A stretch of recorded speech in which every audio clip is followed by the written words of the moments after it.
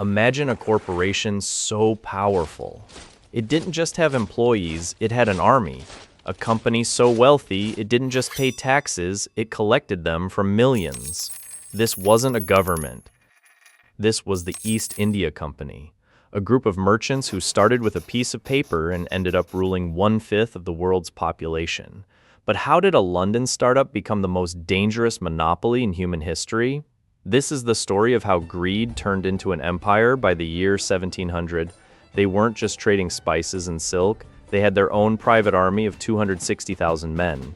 To put that in perspective, that was twice the size of the entire British Army. They were the first too-big-to-fail corporation. They had the power to mint their own coins, build their own forts, and even declare war on sovereign nations. Their strategy was simple: exploit the chaos. They found India divided into many small kingdoms. The company offered them protection with their advanced weapons, only to turn those kings into their puppets later.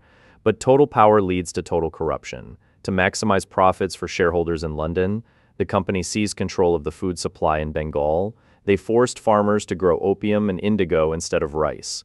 When the rains failed in 1770, a catastrophic famine hit. 10 million people died, while the streets were filled with the starving. The company's warehouses remained full of grain for export. For the company, profit was more valuable than human life. In the end, the beast grew too big to control. In 1857, a massive rebellion shook the foundations of their power. The British government had to intervene and dissolve the company.